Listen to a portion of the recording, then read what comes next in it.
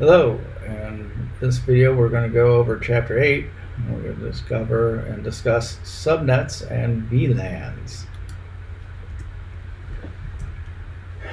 Alright, so the process of segmenting one larger network into smaller networks is known as subnetting. So we take traffic of one network and separate it into multiple networks. And each network will have its own broadcast domain. You will need a router to talk between each of the networks.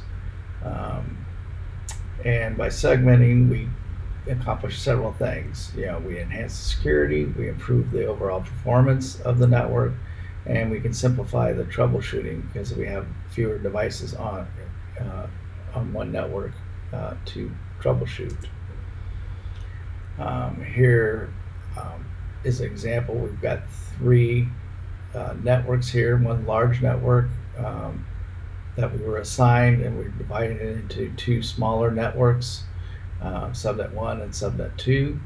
A lot of times we do this by geographic locations, building, floors, cities, but we could also do this by departmental boundaries, HR, sales, accounting, security, or by device types, servers, workstations. These are all different reasons why you might want to create separate networks.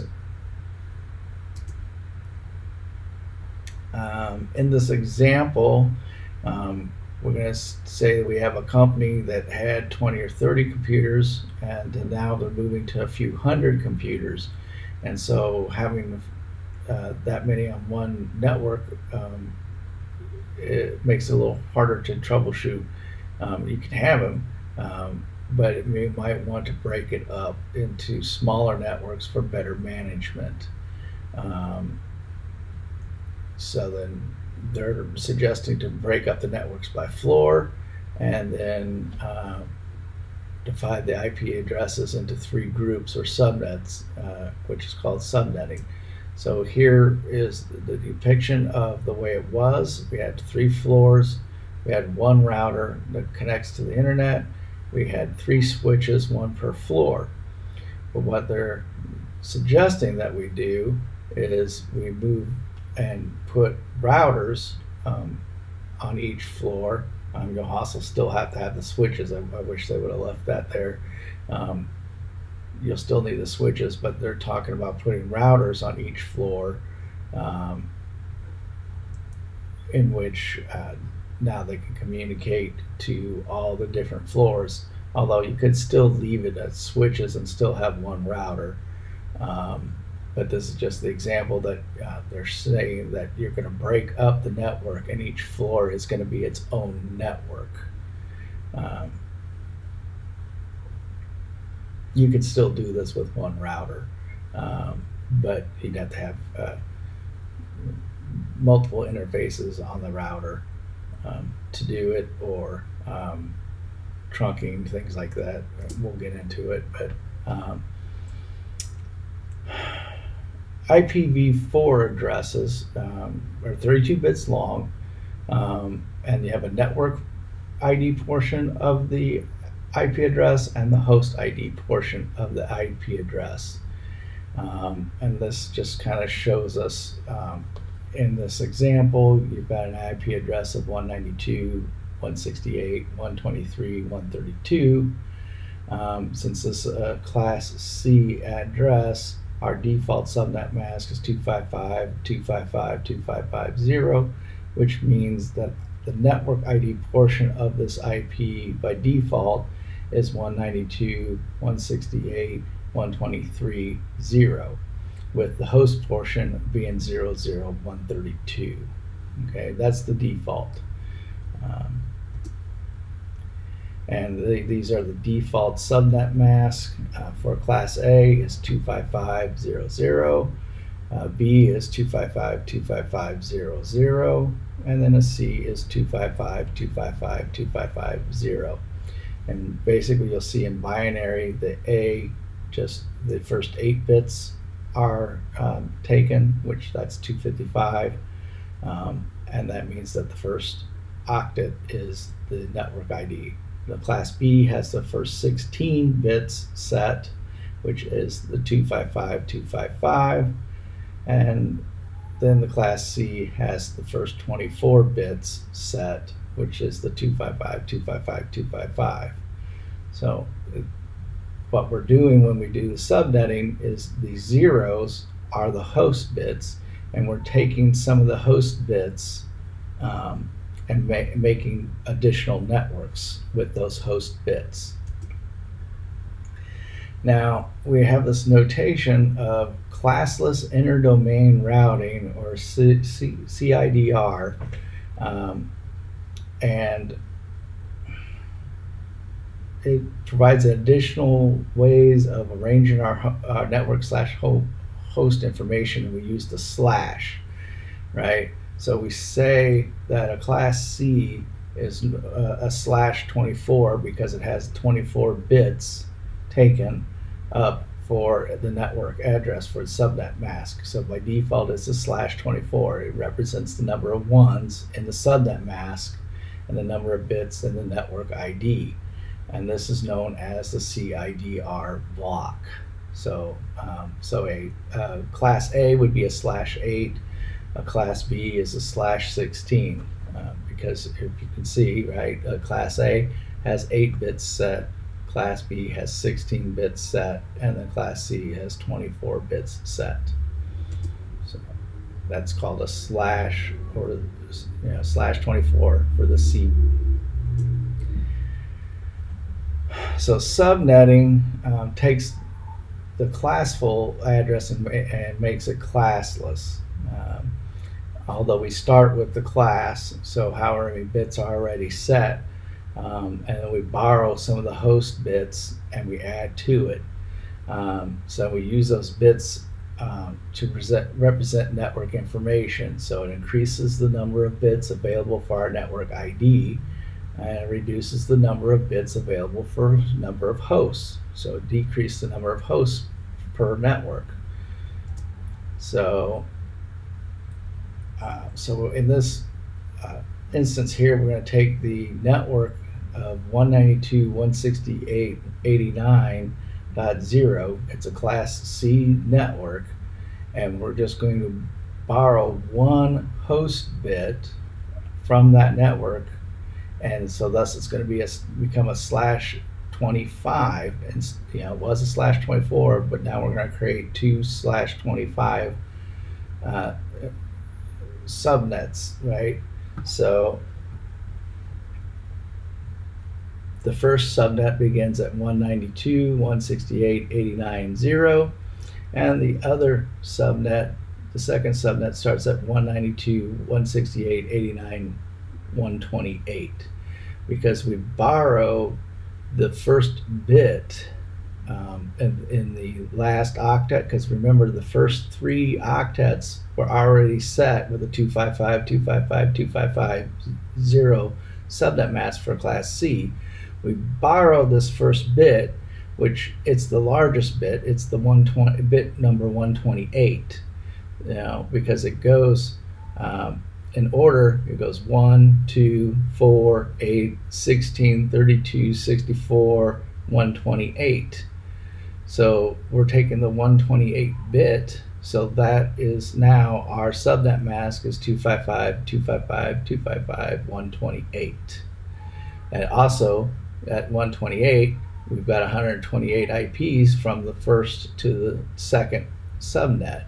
So the first subnet starts at 0, the second one starts at 128. So IP address of 192.168.89.132 is on the second subnet, whereas an IP address of 192.168.89.32 would be on the first subnet. And then you take the range, right? So the range of usable IP addresses for that first one would be, 0 is the network ID, so 1 to 126 are usable for hosts on that range, because 127 is the broadcast ID. For the second subnet, 128 is the network ID, so 129 is the first usable IP address, and 254 is the last usable IP address because 255 is the broadcast ID for the second subnet. So we can subnet class A, B, and C networks. And each one differs in the number of hosts bits available, right? Because A has 24 bits available, B has 16 bits available, and C has 8 bits available. So depends on which one you're starting with, how many host bits are left, right? And how many networks you can divide it into or create. Just remember, the more networks you create, the less hosts you will have per network. And here is the class B subnet mask, right? So remember, a class B default is a /16, right? And it has 65,535, I believe, networks available. But if you borrow 1 bit, right, it was a 255, 255.0.0. Now if you borrow 1 bit, it becomes a 128 or a /17. You've created 2 networks, and each network can have 32,766 hosts. And then you go down, you borrow 2 bits, you get a 192 or /18, 3 bits, /19, etc. All the way down to the last one is you can do a /30, right? And your subnet mask is 255, 255, 255, 252. Now you have 16,384 networks with only 2 hosts per network. So you can see as the number of networks increases, because you're borrowing host bits to create more networks, you subtract from the host and you have fewer and fewer hosts per network, right? So it really depends on what you're needing to do with your class B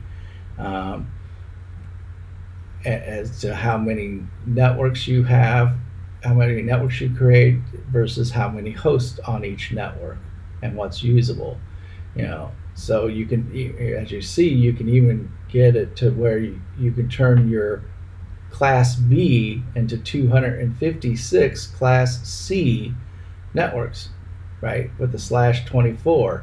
If you borrowed 8 bits, right, borrow 8 host bits, you create 256 class C networks out of your one single B network, and each one has 254 hosts on that network.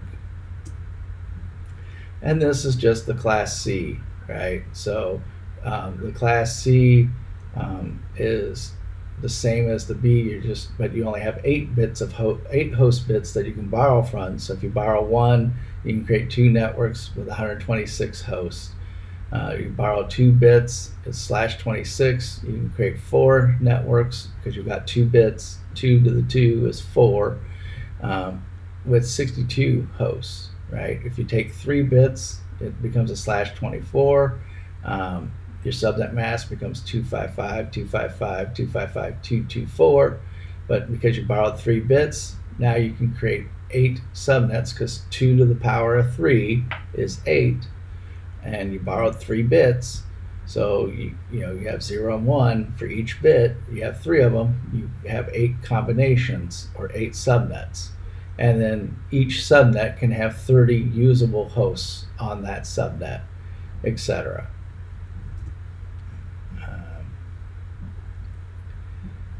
So then you'll usually come into 2 different types of subnet calculation problems. You're given certain network requirements, number of hosts or subnets, calculate the possible subnets and host IP ranges, just like in our worksheet IP subnetting assignment. Or you could be given an IP address, determine its subnet network ID, broadcast address, first last host address.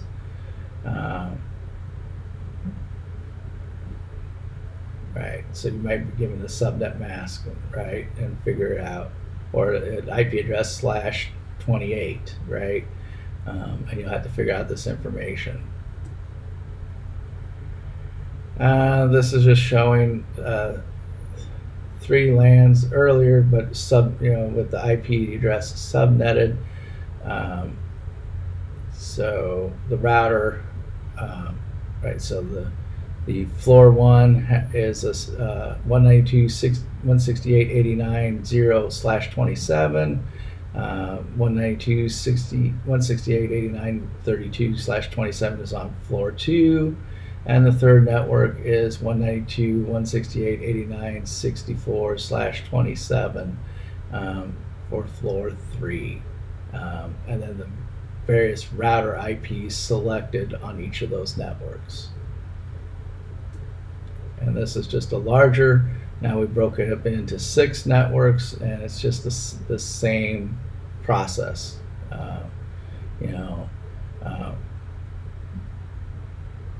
Given the IP address and how many subnets you had to break it up to. Now, you can have a single DHCP server for all these networks, but you'll need a DHCP relay agent. And usually, it's a router, firewall, or a layer 3 switch will receive the request and then forward it on behalf of the DHCP server. And it routes the transmission to specified DHCP servers and different broadcast domains. So you can have a single DHCP as long as you configure your network correctly, because normally the DHCP broadcast would only go onto one network segment. Now, besides subnetting, we have this concept of variable length subnet mask, and that's subnetting a subnet, so that you may have variable lengths. So for this example, right, sales needs the most IP addresses, accounting needs the next, then HR, then IT, then executives, right? So they need fewer IP addresses. But so sales could be a /128, and then you take the other second half of the subnet, because you have a class B, let's say, and you divide it in half. Half goes to sales, the other half goes to accounting, HR, IT, and executives, and then you break down that other half using this variable length subnet mask. And you start with the largest first, and then you go to the next largest, and then so on when you divide them. And here's the example. They're actually doing a class C, and so the sales only needed a /25, which broke the C in half. So you get 126 hosts on sales. So they needed 120. That's fine. So then you took the 128 network, and we divided that in half, and so we get 64 hosts for that network, and then we take that network and divide that in half, the 192, and we get 32 hosts. And as you see, we just keep going down and breaking them down into smaller networks. Now, fortunately, IPv6, even though it's longer, 128 bits, it does make subnetting much simpler. Let's see here. IP address is commonly written as 8 blocks of 4 hexadecimal characters. The last 4 blocks identify the interface. The first 4 blocks identify the network and serve as the network prefix, also called the site prefix. but the fourth hexadecimal block in the site prefix can be altered to create subnets. And you'll see this. So you have half of it for the site prefix, half of it for the interface ID. But so you can take this little segment here and use that for your subnet IDs. These bits right here. The fourth hexadecimal block. All right. VLANs. All right, so virtual local area networks. So our common managed switches that you have today can be used and create virtual LANs. So they can a switch can be can live on multiple local area networks, and it's to limit their traffic to smaller broadcast domains, and it's also to segment off and make it more secure. So isolating connections with heavy or unpredictable traffic patterns, grouping devices whose data should be given priority handling, special security, to configure temporary networks, and reduce the cost of networking equipment so you don't have to have a switch per network. Right, so unmanaged switch is minimal configuration, has no IP addresses, and no virtual networks capabilities. Managed switch can be configured by the command line interface or web GUI. Usually has an assigned IP address so that you can reach the switch and configure the switch. VLANs can only be implemented through a managed switch, right? The unmanaged switches do not offer virtual LANs, and ports can be partitioned into groups.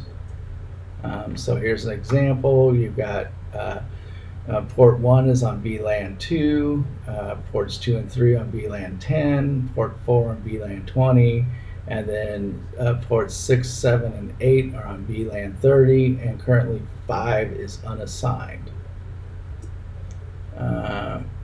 This is a normal, just a single network LAN connected to the switch and router. Here, there's 2 virtual LANs on the switch, and so the devices for LAN 1 and LAN 2 reside on the same switch. And here is just the certain ports configured for the VLANs. So when you configure the VLANs, this 802.1q standard is used and inserted into the frame, adds a tag to identify what VLAN the traffic is going to. So here's an example of the Ethernet frame, right? And so this 802.1q tag gets inserted into the frame. And then that's how the switches know which VLANs to talk to, and which ports that it can go on. Now, a port on the switch, on the managed switch, can be configured either as an access port or a trunk port. Access ports are used to connect a single device, a computer or server or something, right? It's used for access. A trunk port is capable of managing traffic from multiple VLANs or networks. So think of being able to pass up the traffic to the switches. So like in this example back here, in order for switch A to send traffic from VLAN 1 or 2 to switch C, the cable that plugs into switch A and switch C has to be a trunk port because it needs to be able to pass VLAN 1 and VLAN 2 traffic. So this cable here, the port that it plugs into, needs to be a trunk port, whereas the rest of the ports could be access ports depending on which device is plugged into it.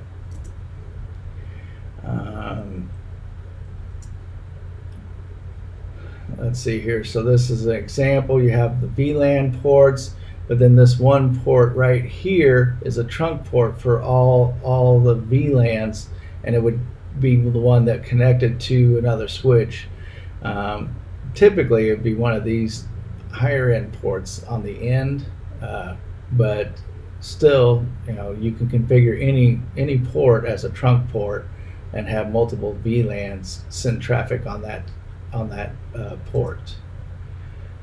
As I said here, right, these cables between switch A and C and B and C, the ports that they plug into would be trunk ports, whereas with the printers and the devices on the rest of the switch, they would be access ports. And then the line between the router and the switch, because it'd have to do all the networks, would also be a trunk port. Now, when you designate a port as a trunk port, you have to basically split that port into sub-interfaces too. So port 1.1 could be used for VLAN 1, and 1.8 could be for VLAN 2. They don't have to be the same, right? But they're sub-interfaces. So you have to create sub-interfaces on that port. Basically think of it as virtual interfaces, and that's how and why you can have multiple VLAN traffic going across one actual physical port, because you have these sub-interfaces or virtual interfaces.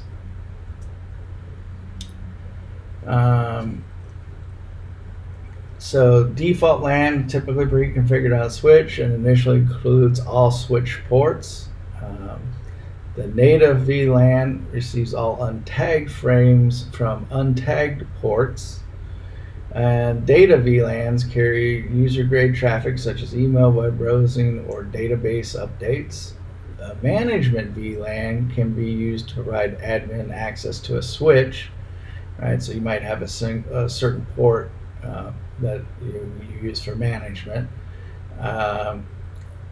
And then you have voice VLANs to support voice over IP traffic.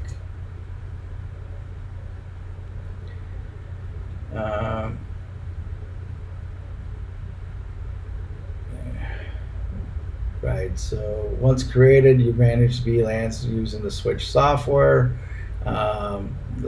The show VLAN command is a command on a Cisco switch that'll show you the VLANs. This command is used to list the current VLANs recognized by the switch, and here is the output of a switch that is configured with many VLANs on it. It'll show you the ports that are associated with each of the VLANs, and give you all kinds of information, useful information. Some common configuration errors, right? So you could put the wrong port mode. So instead of access mode, you put trunk mode, or vice versa, because endpoints should nearly always use the access mode. Incorrect VLAN assignments. So right, you plug a device into port 5 and you want it to be on VLAN 4. But you've configured it to VLAN 3, and so it's not working, right? VLAN isolation, you can potentially cut off an entire group from the rest of the network. Right? You can segment it off and break it so that they can't get anywhere, depending on how you set up the interfaces, what VLANs you've assigned. Maybe you don't assign, you assign VLAN 6 to ports 7, 8, 9. But you don't assign VLAN 6 to the trunk port, and so it can't get to the router, and so you effectively cut them off from all the networks. VLAN hopping occurs when an attacker generates transmissions that appear to belong to a protected VLAN, or crosses VLANs to access sensitive data or inject harmful software. So they're trying to get from one secured area to the other. So here's two approaches to VLAN hopping. So you double tag. So a hacker stacks VLAN tags in the Ethernet frame. So they've manipulated the Ethernet frame, and And so the first legitimate tag is removed by the switch. The second illegitimate tag is revealed, tricking the switches into forwarding transmissions onto a restricted VLAN. And switch spoofing. The attacker connects to a switch and makes the connection look to the switch as if it is a trunk line. The hacker can feed his own VLAN traffic into that port and access VLANs throughout the network. So to help reduce this, don't use the default VLAN. Set up your own VLANs. Change the native VLAN to an unused VLAN ID. Disable auto trunking on switches that don't need to support traffic from multiple VLANs. All right. On switches that carry traffic from multiple VLANs, configure all ports as access ports unless they are used as trunk ports. So, and then specify which VLANs are supported on each trunk instead of accepting a range of VLANs. So you want to specifically code and hard code which VLANs are on the trunk. Like I said earlier, they'll make sure you list all the ones that you need, or you can isolate a VLAN. But if you do a range of VLANs, then you open yourself up to this attack. Use physical security methods such as door locks to restrict access to the actual network equipment. All right. And that is our chapter 8.